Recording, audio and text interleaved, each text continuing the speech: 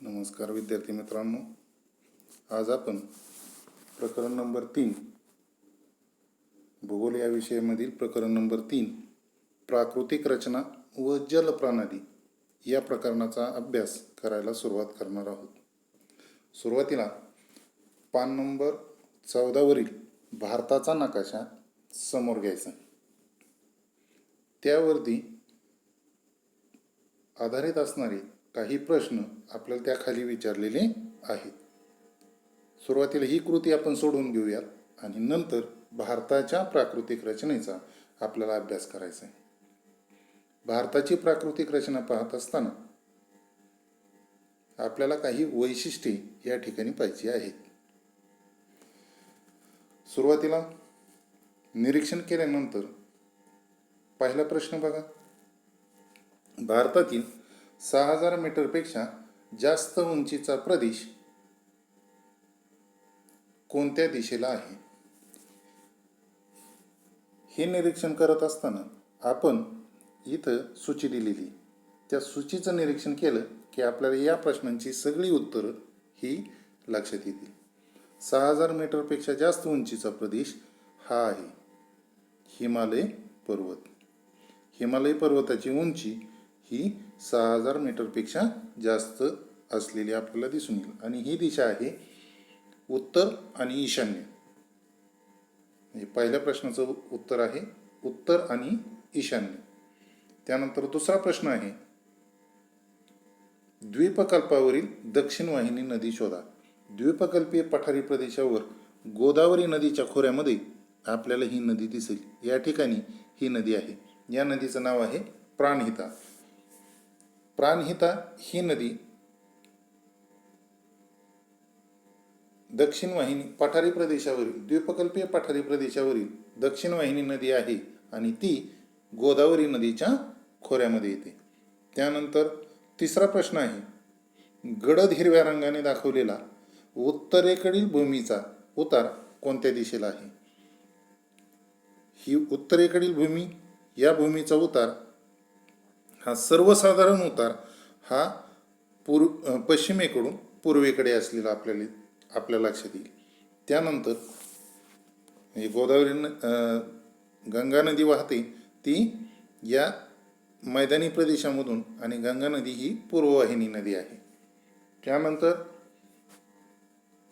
चौथा प्रश्न आहे आरवली पर्वत ते छोटा नागपूर पठार या दरम्यान असलेल्या पठारांची यादी तयार करा. आरवली पर्वत इथं आहे, हा आरवली पर्वत नैऋत्येकडून ईशान्येकडे असा हा पसरलेला आहे. याच्या दरम्यान इथं पायथ्याला मेवाडचं पठार आहे. त्याच्याच पुढे या ठिकाणी माळव्याचं पठार आहे आणि इथं बुंदेलखंडचं पठार आहे. ही 3 पठारं छोटा नागपूर पठार ते आरवली पर्वत यांच्या दरम्यान आहेत. आरवली पर्वत इथं आणि छोटा नागपूर पठार या ठिकाणी आहे. ह्याच्या दरम्यान ही 3 पठार आहेत, मेवाडचं पठार, माळव्याचं पठार आणि बुंदेलखंडचं पठार. या ठिकाणी एक प्रश्न आहे आरवली पर्वताच्या पायथ्याशी म्हणजे लगत असणारं पठार कोणतं? तर ते आहे हे मेवाडचं पठार. मेवाडचं पठार हे आरवलीच्या पायथ्याशी असणारं पठार आहे. त्यानंतर पूर्व घाटातील पुढचा प्रश्न आहे पूर्व घाटातील शिखराचे नाव सांगा. या ठिकाणी इथं मलयगिरी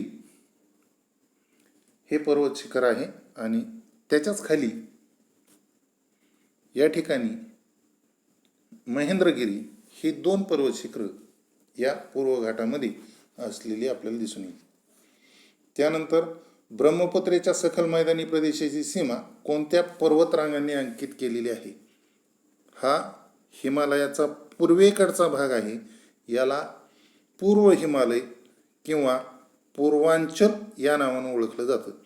ही ब्रह्मपुत्रा नदी ही इथून वाहते, या खोऱ्यामधून वाहते आणि बांगलादेशमध्ये प्रवेश करून गंगा आणि ब्रह्मपुत्रा या दोन्ही नद्यांचा संयुक्त प्रवाह बंगालच्या उपसागराला जाऊन मिळतो. म्हणजे याचं उत्तर आहे, या प्रश्नाचं उत्तर ब्रह्मपुत्रेच्या सखल मैदानी प्रदेशाची सीमा कोणत्या पर्वत भागांनी अंकित केली आहे? याचं उत्तर आहे पूर्वांचल. निलगिरी पर्वताचं सापेक्ष स्थान सांगा. निलगिरी पर्वत या ठिकाणी आहे दक्षिणेकडे.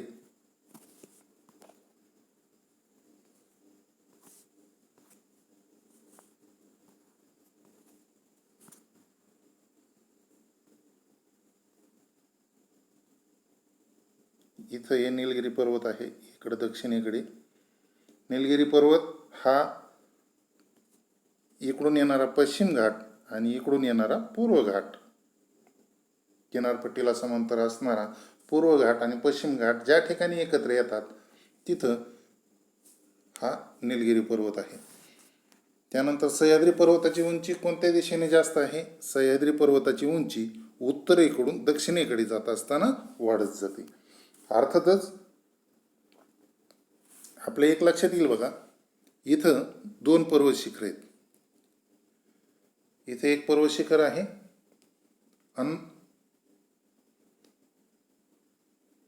अन्नामलाई या पर्वतरांगामध्ये पर्वत शिखर आहे. अनईमुडी हे पश्चिम घाटामधलं दक्षिणेकडचं सर्वात उंच पर्वत शिखर आहे. महाराष्ट्रातलं सर्वात उंच पर्वत शिखर इथं आहे कळसुबाई. ही पर्वत शिखरं लक्षात ठेवायची आहेत. त्यानंतर विंध्य पर्वत कोणत्या नदी खोऱ्यांचा जलविभाजक आहे? विंध्य पर्वत या ठिकाणी आहे इथं,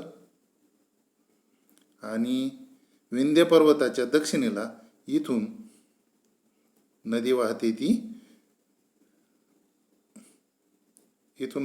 ती नर्मदा, आणि याच्या उत्तरेच्या नद्या ज्या जाऊन मिळतात त्या गंगेला. म्हणजे गंगा आणि नर्मदा या 2 नद्यांचा जलविभाजक ही पर्वतरांग असलेली आपल्या लक्षात येईल. यानंतर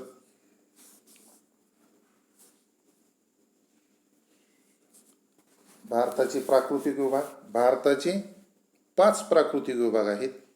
ते 5 प्राकृतिक विभाग आपल्याला त्यांची नावं ही पाहिजे आहेत. उत्तरेकडे असणारा हा हिमालय पर्वत, त्याच्या खाली असणारं ही उत्तर भारतीय मैदानी प्रदेश. त्यानंतर हा पिवळा भाग दिसतोय हा त्रिकोणी आकाराचा, हा आहे द्वीपकल्पीय पठारी प्रदेश. आणि किनारपट्टीलगत असणारी ही किनारी मैदानी प्रदेश. हा किनारी मैदानी प्रदेश आणि भारतीय बेटे.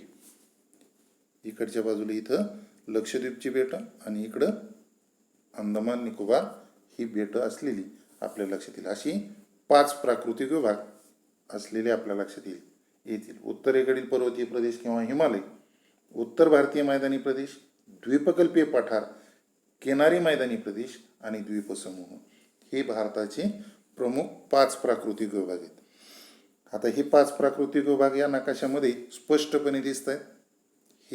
हा आहे हिमालय पर्वत, इथं उत्तर भारतीय मैदानी प्रदेश, हे पिवळ्या रंगाने दिसतंय हे द्वीपकल्पीय पठारी प्रदेश, किनाऱ्या लगत दिसतंय ते किनारी मैदानी प्रदेश, इथं अंदमान निकोबारची बेटं आणि ही आहेत लक्षद्वीप मिनिकॉयची बेटं.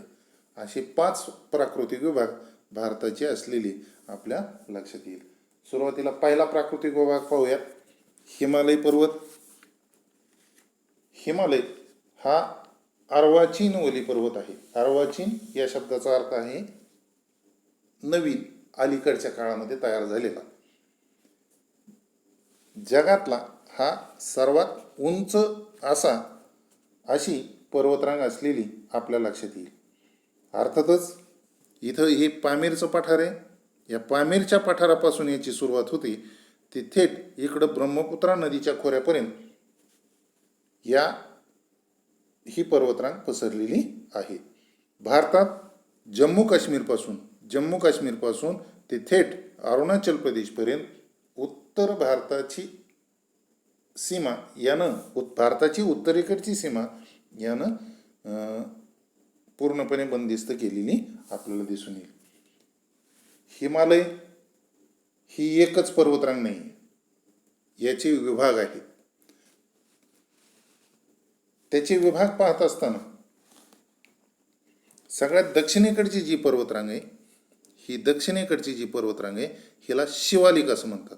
ही सर्वात कमी उंचीची पर्वतरांग आहे आणि ही जम्मू काश्मीर, हिमाचल प्रदेश आणि उत्तराखंड या 3 राज्यांमध्ये दिसते आणि नंतर ती पुढे मध्य हिमालयामध्ये विलीन होते. त्यानंतर आहे मध्य हिमालय आणि त्याच्या उत्तरेला जो बर्फाच्छादित असतो वर्षभर असा हिमाद्री. या 3 पर्वतरांगा एकमेकींना समांतर पसरलेल्या आहेत. अर्थातच शिवालिक पर्वतरांगांची माहिती सांगत असताना ही पर्वतरांग सगळ्यात दक्षिणेकडे असणारी पर्वतरांग आहे, हिमालयाच्या सगळ्यात दक्षिणेकडे असणारी पर्वतरांग आहे आणि ही निर्माण झाली ती हिमालयीन नद्यांनी केलेल्या गाळाच्या संचयनापासून. पर्वताच्या पायथ्याशी जी पंख्याच्या आकाराची मैदानं तयार होतात त्यापासून या पर्वतरांगींची निर्मिती झाली असावी असं भूगर्भशास्त्रज्ञ सांगतात. त्यानंतर मध्य हिमालय, शिवालिक पर्वतरांगांच्या उत्तरेला या ठिकाणी मध्य हिमालय असलेलं आपल्या लक्षात येईल. मध्य हिमालयाच्या पर्वतरांगा दक्षिणेला शिवालिक, उत्तरेला बृहद हिमालय यांच्या दरम्यान ह्या पर्वतरांगा आहेत. हिमालयाची उंची वाढत असताना हिमालयात उगम पावणाऱ्या ज्या नद्या आहेत, उत्तरेकडून वाहणाऱ्या नद्यांनी स्वतःचा प्रवाह मार्ग कायम ठेवला. त्यांनी स्वतःच्या हिमालयाची उंची वाढत असताना त्यांनी प्रवाह मार्ग बदललेला नाही. त्यामुळं हिमालयीन नद्या या मध्य हिमालयाला काटकोनात छेदतात. काटकोनात छेदून दक्षिणेला उत्तर भारतीय मैदानी प्रदेशामध्ये आलेल्या आपल्याला दिसून येतील. त्यामुळं ही पर्वतरांग तुटक अशा स्वरूपाची निर्माण झालेली. मध्येच पर्वतरांग, त्यानंतर मध्ये एखाद्या नदीचं खोरं, अशा प्रकारची ही पर्वतरांग निर्माण झालेली. त्यानंतर येतं ते उत्तरेकडील हिमालयाची पर्वतरांग हिमाद्री ही जी पर्वतरांग आहे ही पर्वतरांग सगळ्यात उत्तरेकडची आणि अतिशय उंच असणारी, वर्षभर बर्फाच्छादित असणारी पर्वत शिखरं या ठिकाणी आढळतात. भारतातलं सर्वात उंच पर्वत शिखर इथं आहे K2. हे भारतातलं सर्वात उंच पर्वत शिखर असलेलं आपल्या लक्षात येईल. आणि इकडं जगातलं सर्वात उंच पर्वत शिखर नेपाळमध्ये माउंट एव्हरेस्ट हे पर्वत शिखर या बृहद हिमालयामध्ये असलेलं आपल्या लक्षात येईल. हिमालयाची सर्वात लांब अशी ही पर्वतरांग असली तरी ती सलग नाही. हिमालयीन नद्यांनी तिचं खनन केलेलं आपल्या लक्षात येईल. अर्थातच या हिमालयाचे आणखी वेगळ्या प्रकारे दिशांनुसार 3 विभाग करण्यात येतात आणि ते 3 विभाग म्हणजे पश्चिम हिमालय जो उत्तराखंडपर्यंतचा भाग आहे याला पश्चिम हिमालय असं म्हणतात. त्यानंतर मध्य हिमालयाचा भाग हा नेपाळमध्ये जातो, सिक्कीमपर्यंतचा भाग, आणि इकडं पूर्व हिमालय, असे 3 विभाग करण्यात येतात. पश्चिम हिमालय जो आहे तो पश्चिम हिमालय, त्यालाच काश्मीर हिमालय असं सुद्धा म्हणतात. सिंधू नदीच्या दरीपासून ते थेट इकडं नेपाळच्या सीमेवर असणारी काली नदीच्या पर्यंतचा प्रदेश हा पश्चिम हिमालय म्हणून ओळखला जातो. त्यानंतर मध्य हिमालय काली नदीच्या खोऱ्यापासून ते थेट इकडं सिक्कीमच्या पूर्वेला तिस्ता नदीच्या दरीपर्यंत मध्य हिमालयाचा भाग येतो.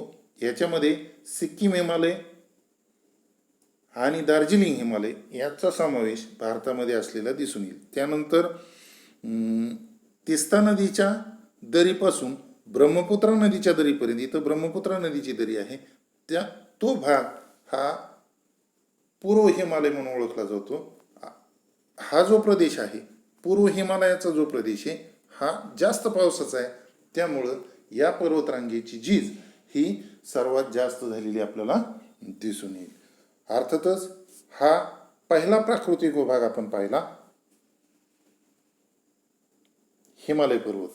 त्यानंतर भारताचा दुसरा प्राकृतिक विभाग आहे उत्तर भारतीय मैदान. उत्तर भारतीय मैदानांचे 4 प्रमुख विभाग आहेत. एक पाहिला राजस्थानचं मैदान. राजस्थानचं मैदान त्याला वाळवंट असं म्हणतो, थरचं वाळवंट असं आपण म्हणतो. दुसरा आहे पंजाब हरियाणाचं मैदान. तिसरा आहे मध्यवर्ती मैदान आणि चौथा आहे त्रिभुज प्रदेश. हे 4 मैदानांचे विभाग आपल्याला करता येतील. सुरुवातीला पाहूयात राजस्थानचं मैदान. त्याला थरचं वाळवंट असं म्हणतो. आत्ताच आपण पाहिलं इथं अरवली पर्वत पसरलेला आहे. नैऋत्येकडून ईशान्येकडे. त्याच्या वायव्येला म्हणजे हा जो भाग दिसतोय आपल्याला पंजाबच्या मैदानाच्या खालचा भाग हा थरचं वाळवंट आहे आणि हा प्रदेश मैदानी प्रदेशामध्ये समाविष्ट असलेला आपल्याला लक्षात येईल. याला थरचं वाळवंट किंवा मरुस्थळी या नावाने ओळखलं जातं. अर्थातच आर्थिकदृष्ट्या हा प्रदेश तितकासा महत्त्वपूर्ण आपल्याला दिसत नाही. त्यानंतर पंजाब आणि हरियाणाचं मैदान हा सगळ्यात सुपीक असा मैदानी प्रदेश असलेला आपल्या लक्षात येईल. अर्थातच गव्हाचं कोठार म्हणून या मैदानी प्रदेशाला ओळखलं जातं. गहू, ऊस यांचं उत्पादन या ठिकाणी मोठ्या प्रमाणावर घेतलं जात असलेलं आपल्याला दिसेल. अर्थातच हा मैदानी प्रदेश सतलज आणि तिला येऊन मिळणाऱ्या नद्यांनी, तिच्या उपनद्यांनी हा मैदानी प्रदेश तयार केलेला आहे. 5 मोठ्या नद्या आहेत, सतलज, बियास, रावी, चिनाब आणि झेलम या 5 नद्यांनी हा मैदानी प्रदेश तयार केलेला आहे. म्हणून त्याला 5 नद्यांनी तयार केलेला असल्यामुळं पंजाब या नावानं ओळखलं जात असलेलं आपल्या लक्षात येईल. आणि हा मैदानी प्रदेश शेतीच्या दृष्टीनं हरित क्रांतीची सुरुवात या मैदानी प्रदेशामध्ये झालेली आपल्या लक्षात येईल. त्यानंतर पुढचं मैदानी प्रदेश आहे मध्यवर्ती मैदान. हा जो मध्यवर्ती मैदानाचा प्रदेश आहे, हा मध्यवर्ती मैदानाचा प्रदेश म्हणजेच गंगेचं मैदान आणि इकडं आहे ब्रह्मपुत्रेचं मैदान. या गंगा आणि ब्रह्मपुत्रा या मैदानाला मध्यवर्ती मैदान या नावानं ओळखलं जातं. गंगा नदी आणि तिच्या उपनद्यांनी हा मैदानी प्रदेश तयार केलेला आहे. शिवाय ब्रह्मपुत्रा नदीच्या खोऱ्यामध्ये हा मैदानी प्रदेश तयार झालेला आहे. हे जगातील सर्वात विस्तृत आणि सलग असं गाळाचं मैदान आहे. याचा सर्वसाधारण उतार पूर्वेकडे असलेला आपल्या लक्षात येईल. त्यानंतर पुढचा भाग आहे त्रिभुज मैदानी प्रदेश. त्रिभुज मैदानी प्रदेश इकडच्या भागामधून गंगा नदी वाहत येते आणि ती पुढे जाऊन ब्रह्मपुत्रेला जाऊन मिळते. इकडून येऊन ब्रह्मपुत्रा नदी येते.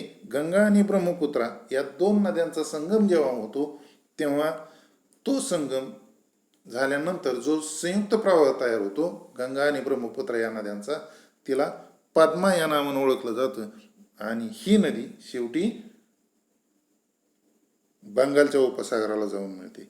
अर्थातच या नदीने मोठा असा त्रिभुज प्रदेश तयार केला आहे. हा बांगलादेश आणि पश्चिम बंगाल या राज्यामध्ये हा त्रिभुज मैदानी प्रदेश पसरलेला आहे. हा मैदानी प्रदेश अतिशय सुपीक आहे. अर्थातच या प्रदेशाला सुंदरबन या नावानं सुद्धा ओळखलं जातं.